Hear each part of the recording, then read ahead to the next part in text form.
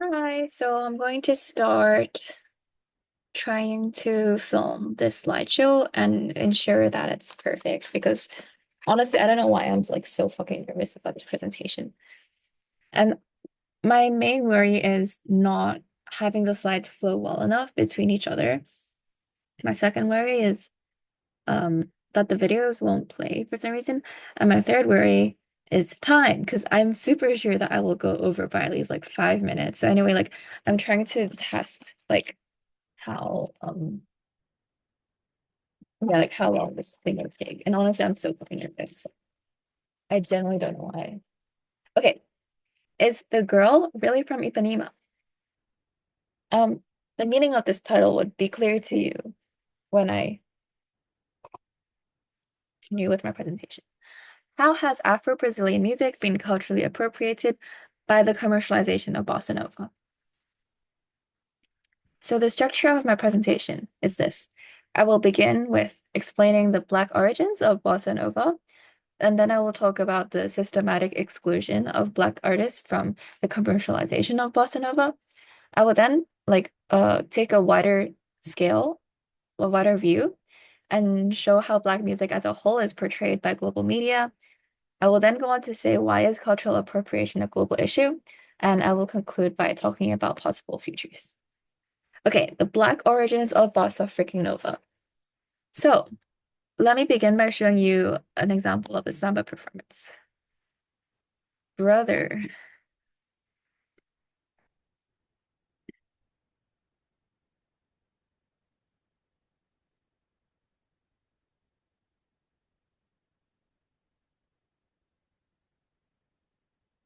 I'm signed in here. I hope I'm signed in here too.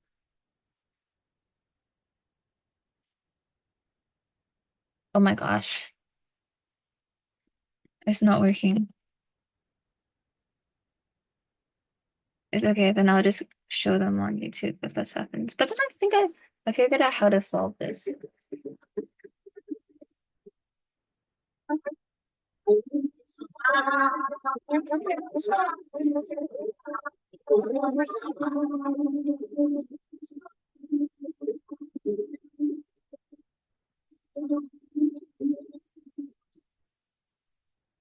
So as long as I would love to play this video until it ends, I'm really short on time. So you can see how samba is traditionally performed in like an outdoor environment with many local Brazilians that come together and sing, and it seems like everyone sort of knows the lines or the beat of the song, so everyone can just join in. You can see how much community plays, how much of a role community plays in making this music come alive. It works.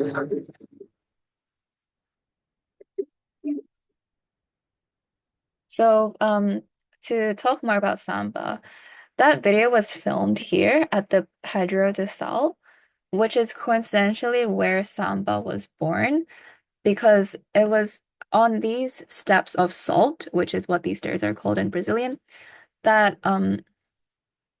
slaves were unpacking salt because they were enslaved in the process of in the industry of salt. And while they were unloading the salt, they would make up work songs to make their work go along a bit easier. So you can see how the samba is born from a combination of different African cultures because this is where the enslaved people come from. And it's characterized by rapid drum beat and group dancing. And it came from the poor suburbs of Rio because it represented a way for the excluded Black community to communicate their sorrows, their joy, and their need to get together.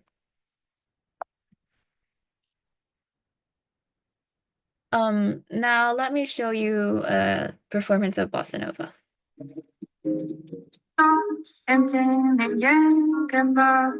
The girl from Ipanema goes walking, and when she passes each one, she passes close. This song is called The Girl from Ipanema. I'm sure many of you have heard it, at least the tune, because it's kind of popularized and popularly referred to as elevator music. So I named this is partially why I named the title is The Girl Really from Ipanema. So the origin of bossa nova is it was developed by residents of the affluent south zone of Rio.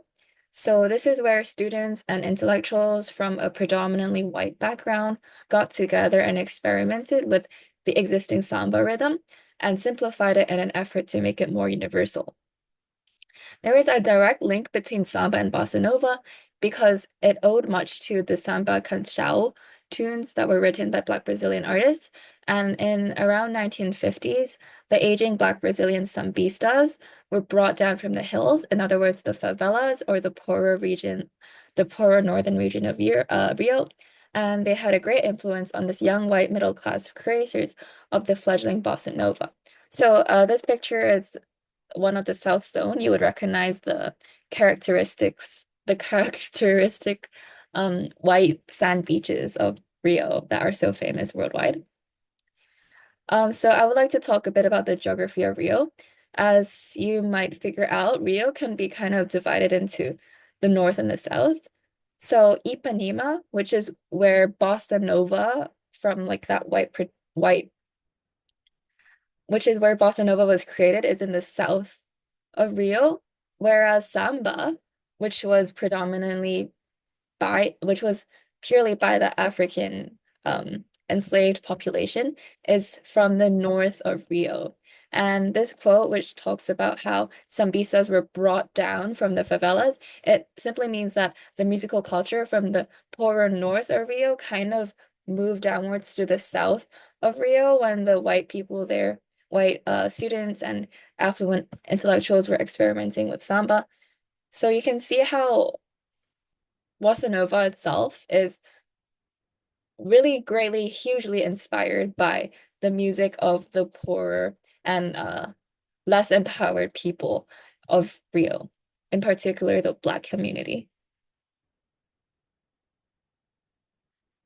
So the meaning of the title is The Girl Really from Ipanema.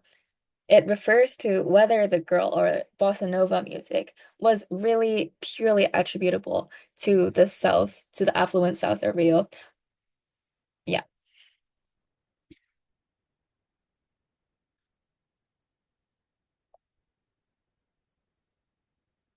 So I'll now talk about the systematic exclusion of Black artists from bossa nova's commercialization. If you look at who the founding fathers of bossa nova are, they're always kind of considered as Antonio Carlos Jobim, who is affectionately known as Tom Jobim, or João Gilberto. So here are their Wikipedia pages. You can see how Jobim is said to have merged samba with cool jazz to create bossa nova with worldwide success, and he's regarded as one of the fathers of bossa nova. Meanwhile, down here, João Gilberto is a pioneer of the music genre of bossa nova in the late 1950s, and he's often called the father of bossa nova. But this narrative is not really complete. Besides what I said about samba and therefore bossa nova having roots in the Black Brazilian community, there is also something more dark that happened in the process in which Black musicians from Rio were kind of disenfranchised. You can see this is their extensive discography, and yeah, these are all really beautiful pieces of music. I think you guys could all check it out if you want. In particular, The Girl from Ipanema comes from this album with Stan Getz, who is an American performer. So as I mentioned, there is a hidden figure. So as I mentioned, there are some unsaid Black contributions to the genre of bossa nova. In particular, I would want to draw your attention to Johnny Alf, who is a performer. Você pensa eu sou rapaz, ei, filho da do bem, ei, as pessoas que têm tratar. So this is him performing his own song, Rapaz de Bem, which was actually created 10 years before João Gilberto and Tom Jobim kind of started making their own music. So here you see someone who, like a Brazilian journalist who said Johnny Alf, without a doubt, was a great precursor of Bossa Nova. He was already a Bossa Nova 10 years before Bossa Nova. Bossa Nova, in this context, it means the new wave or new fashion. So this is what this means. Um, and then you can see that Jobim was so inspired by his song Rapaz de Bem that he composed a Finado, which is one of Bossa Nova's most famous songs.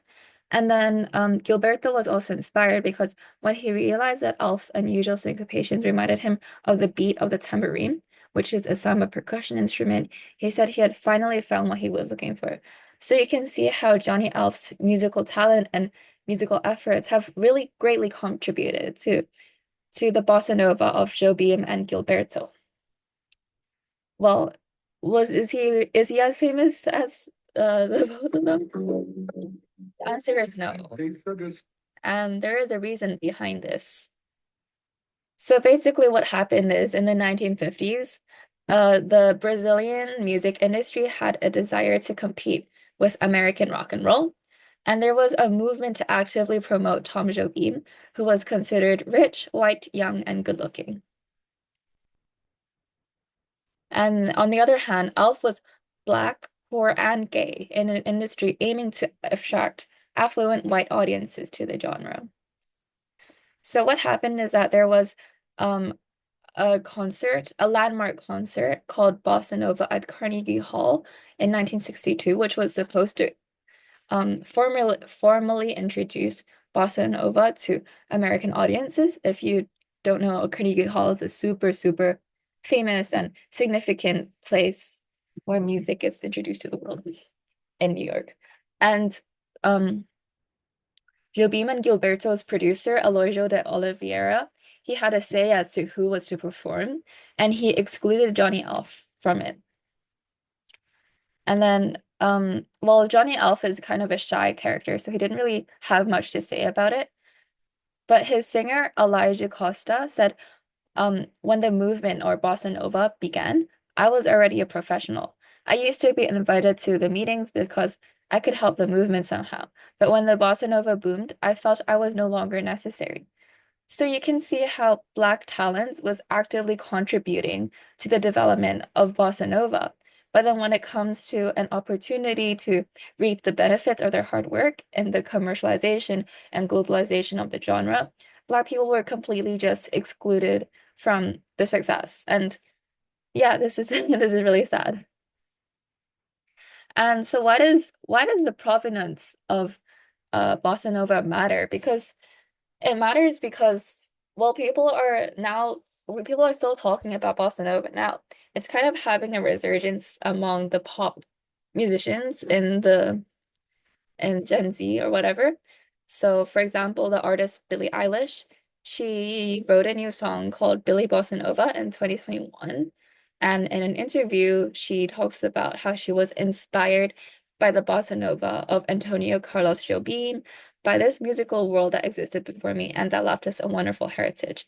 So here she name drops the white producers, and honestly, anyone would, because Antonio Carlos Jobim and João Gilberto, they're just considered the fathers of bossa nova. But imagine like how much more meaning there would be, or how much better it would be if instead we knew more about people like Johnny Alf who contributed, but were kind of hidden figures in the industry.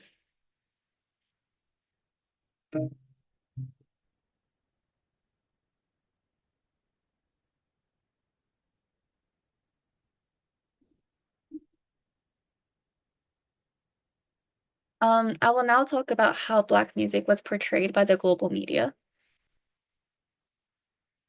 Mm, so I'm going to show you a clip from Black Orpheus, which was released in 1959. This is slightly before João Gilberto and Tom Jobim went worldwide in Carnegie Hall. But this is considered to be the movie that introduced bossa nova to the world. The music, by the way, is entirely composed. This movie is directed and the music composed by white people. The director was French, but they had an all-black cast that was set in the favelas of Rio. Take a look at how samba is portrayed.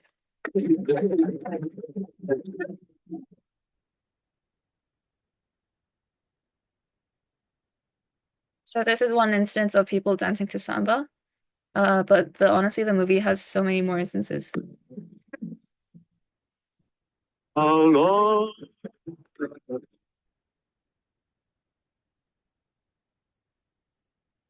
That's how it's like kind of the same audio. Like the same audio is used to portray samba all along the whole music, all along the whole movie. Meanwhile, take a look at how bossa nova is portrayed.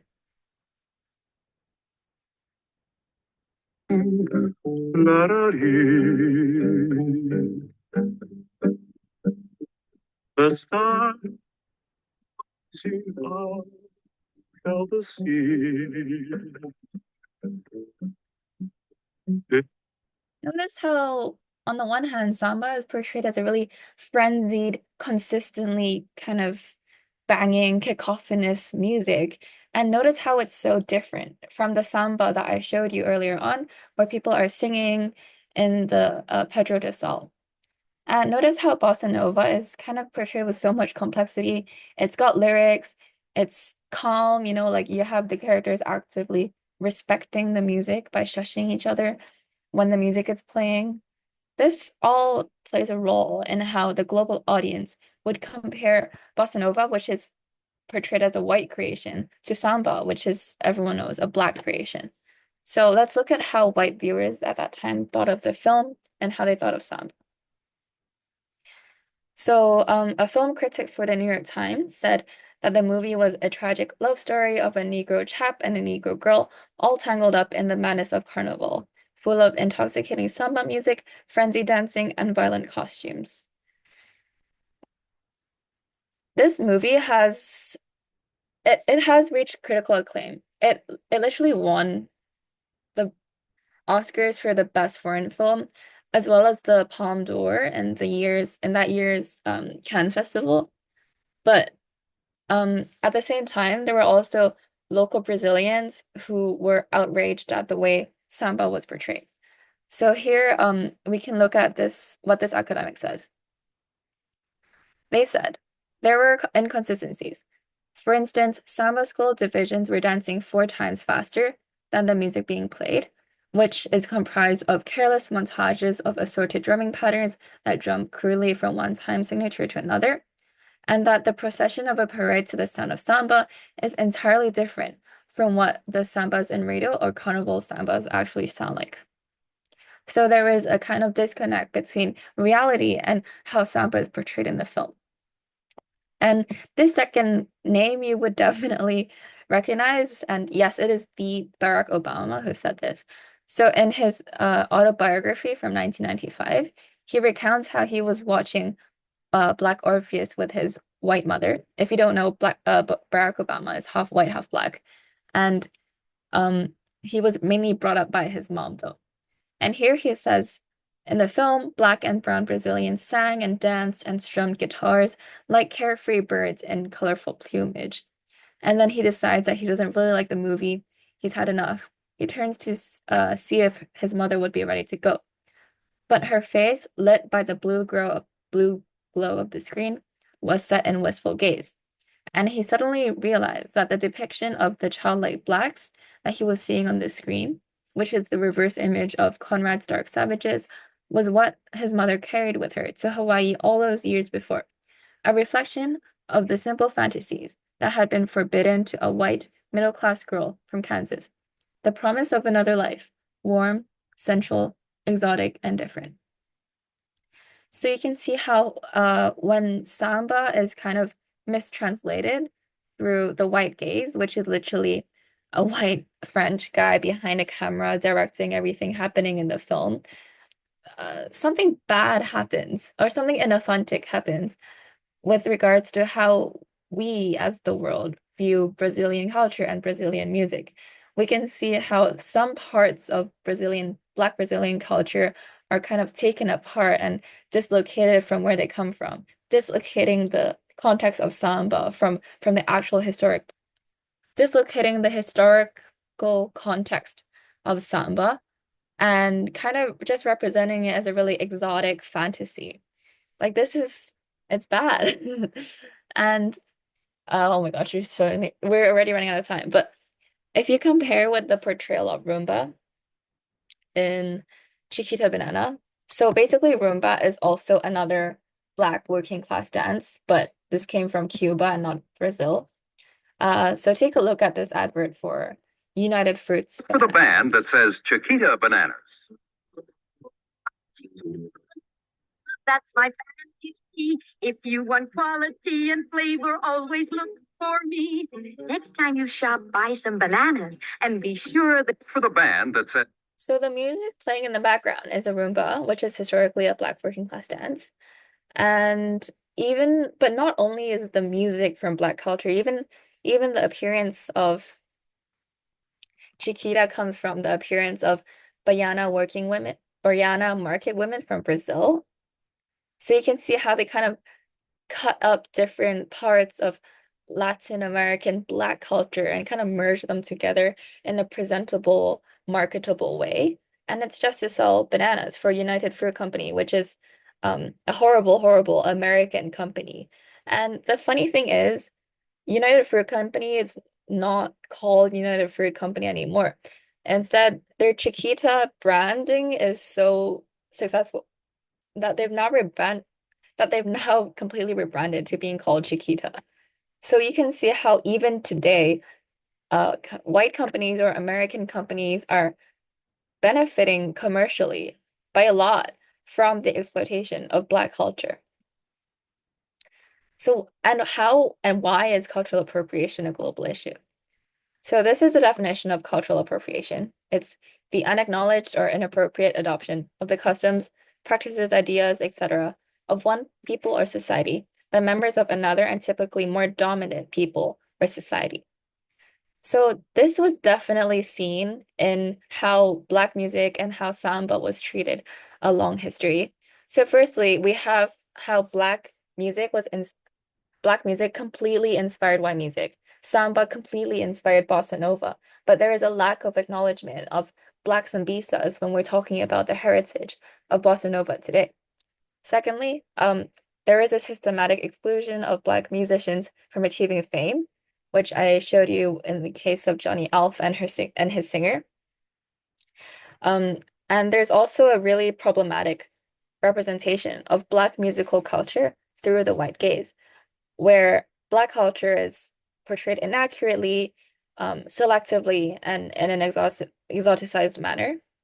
And this is all to increase the appeal of white products or white music. So with Chiquita, it's obviously selling white, like bananas that would contribute to a white company. And with Black Orpheus, the frenzied and kind of poor portrayal of samba was used to kind of um, contrast with the calmness and beauty of bossa nova, which in that film was written by a white composer. Uh, so right. So there's also the global context of cultural appropriation, where Black music has historically and globally inspired white music. For instance, jazz in the US was born among the Black creators of spirituals and blues in New Orleans and was commercialized for middle-class consumption by the jazz bands of New York and Chicago. And also, white musicians historically have taken credit for Black work. So here is an interview with Elvis Presley in 1957. So the reporter asked him, your name is listed on the credits of several hit tunes. How do you write music if you don't even read at all? And Elvis says it's all a big hoax, and he has never written a song in his life. And he said, I have never even had an idea for the song, maybe just once. He said he went to bed one night, had quite a dream, and woke up all shook up. So he phoned up a pal and told him about it. And by morning, he had a song written, which is All Shook Up. Do you want to guess at the ethnicity of this friend, or maybe kind of guess why this friend was not mentioned by name? The friend was Otis Blackwell, who was a Black musician and composer. And yeah, you can see how he has none of Elvis's fame, but Elvis's fame was built off the back of his work. And this all seems really problematic and really bleak, but um, really, what can we do about this? So we can re-examine the contributions or creations of Black musical culture to genres around the world. We can acknowledge Black talent and Black work. We can critique systematically racist industry practices, and we can raise awareness of the contributions of Black people by maybe celebrities talking about it in interviews when they're being interviewed by like a Bossa Nova inspired work, for instance, and maybe also kind of have a documentary series that talks about, the really dark systematic oppression of Black musicians. And lastly, we as mere listeners, we can just be kind of mindful about what kind of content and what kind of music we're listening to and be more conscious of researching the provenance of it, especially when we're dealing with jazz and samba and rumba and just play music that came historically from uh enslaved populations. So yeah, thank you very much for listening to all this. I hope you find it helpful and kind of fun. And I want to say like Bossa Nova is a really beautiful genre. Billie Eilish wrote a really beautiful song. Like there's nothing wrong per se in listening to this music or enjoying it, or even nothing wrong with like the artists themselves. But the problem is the lack of awareness of Black contribution to these topics, and also the really dark and obvious systematic oppression of Black people that, well, we should just talk more about. So thank you.